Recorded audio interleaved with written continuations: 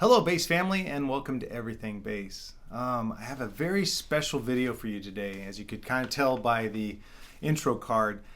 To preface it, and I mentioned this once before in a video, but when I was working in mid-1980s, I was working at a guitar shop, and sometimes we'd go through a very slow time, so I'd pick a magazine off the rack and read it. And of course, there was no Bass Player magazine back then, but I'd read Guitar Player and Guitar World, Guitar Practice Musician. But when all those had been read, I picked up Modern Drummer, and it was great because I would always learn about like what drummers cared about, what their challenges were, and I think it gave me a unique perspective to be able to communicate with them, to understand their challenges. Now, in one article way back in the, obviously the mid 80s, they interviewed, and it was just I think a small sidebar, but they asked certain drummers what they thought made for a great bass player. And it really, it was like, wow, that's great. Wow, awesome. So today I'm expanding on that and updating it. I went and looked through all my Rolodex, if you will, my contacts, bass players from different genres, different experience levels. Some bass players have been playing for 40 years, some drummers have been playing for 40 years, some drummers have been playing for 5 years. But all of them are professional, all of them play regularly. I've played with most of them. I think there's just a handful that I would go see play, and so I'm familiar with their musicianship and respect their opinion. And I asked this simple question: what makes the perfect bass player? Now, why will this matter to you? Well, I think since our relationship with the drummer is one of the most important relationships in a band, we are the foundation that everything is built on. Knowing what they value will allow you to maybe focus your practice or your being intentional in the way you prepare yourself and the way you perform, knowing that these are qualities that drummers like. Now, I did ask this via email and text, and I pared down and edited down to try to give different views, because a lot of them said the same thing. So I don't want to imply that just because one drummer didn't mention certain aspect, they probably did, but trying to make the video flow and give different views, I edited it in a certain way. So without any further ado, let me introduce you to a great group of drummers, phenomenal drummers, and I asked them what makes, in their eyes, the perfect bassist. We're starting with Hal Race, drummer Hal Race. His reply was, "The perfect bassist does the following things very well. Be inventive, improvise, syncopate, maintain solid tempo control, phrase rhythmically, has clear, clean tone, listens, enjoys playing, and laughs." It's a great overview of all the different characteristics that drummers find valuable. Next up, we have Jeremy Paz. Jeremy says, "One of the best qualities the perfect bassist possesses is the ability to clearly communicate his ideas and express his emotions through 100% purposeful playing." That's very cool. Next up, Scott Corey. "The perfect bassist is confident, competent, and plays dynamically with power and finesse, yet also understands the importance of playing rests with equal energy. On top of all this, the perfect bassist must enjoy playing bass and performing for the audience. As you can see in this photo, I made the perfect bassist." And that's his son, Tyler. Daryl Smith is next up. "Feel is a quality that is important in a bass player. A technically proficient player is great, but if there's no emotional content, it's not fun playing. To quote Bruce Lee, don't think, feel." I think that's key. Next up, Frank Mastro.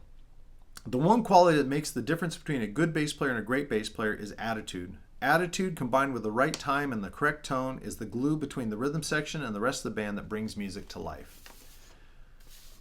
All right, next up, Paul Kaysen. "I would say the most important characteristic a bass player should have is to be a partner, to know when to work together, when to let the drummer shine, and when to let the bassist shine." It's awesome. Dean Brown. "One of the best things a bass player can do is watch the flexing of the drummer's front head on the kick drum and lock in with it. A unified groove will create a great pocket for the rest of the band. Play for the song, play as one." Next up, Robin Diaz. "An amazing bass player teaches you how to become a real drummer from feel, groove, and allowing you the room to create your own pocket and style." John James. I like a bass player that's engaging, that has eye contact from time to time, so we have that connection in the moment with the groove. And also a bass player who moves, head bobs, a little animation, because I feed off that interaction. Lastly, Eric Foster. The perfect bassist is solid instead of flashy, strong instead of noodling. The bass note and the kick drum are una voce, one voice. Set the groove and let the rest of the band build on top of that firm foundation. Yeah, so there you have a bunch of really qualified professional drummers who really, I think, encapsulated things that we should be focusing on. I encourage you to watch back through this video a couple times, really listen to what they're saying. Forgive me for my stumbling on the words at times, but really get to the core of some of the things. I'm taken by several of them. Of course, many of them reference about us locking in.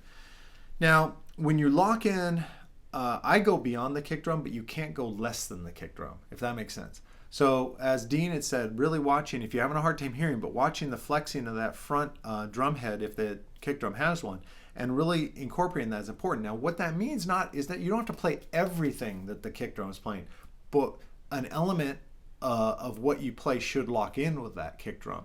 And similarly, don't expect that if you're playing a bunch of stuff that the drummer has to mimic that. You can separate at times, but you have to still lock in with it, and that's something to practice. But going beyond that, listen to what he's doing with the hi-hats, or she is doing with the hi-hats.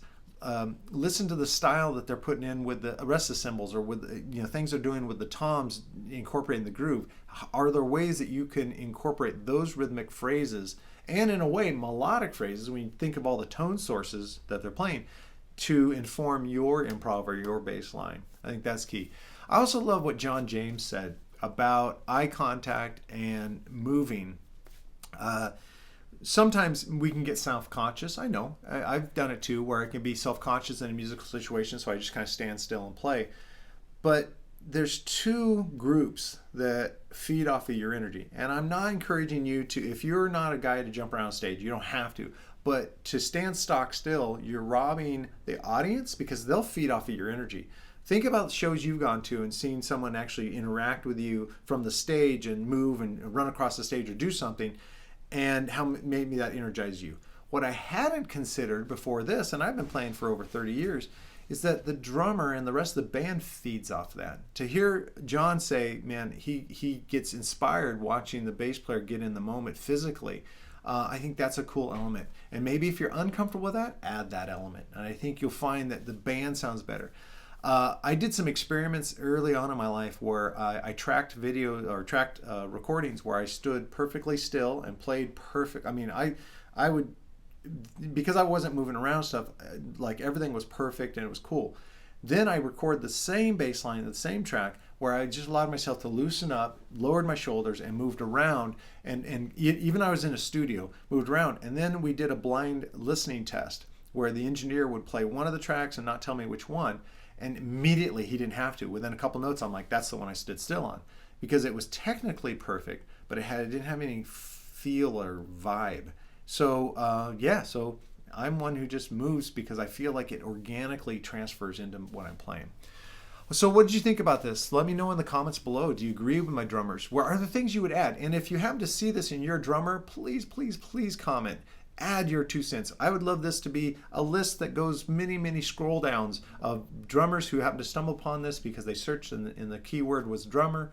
And share with your bass brothers and sisters what makes an important and perfect bass player in your eyes, because then we'll all grow together and that'll be great. Hey, thank you so much for stopping by. Let me know what you think of this video. Please like, share, and subscribe. Help grow the channel, help grow our community and our family, and join us on our Facebook page, which is Everything Bass with Dale Titus. Love to see you there because we share ideas daily, and it's, I think, a great way to interact with your family members. I will see you at the next video. Thanks for stopping by.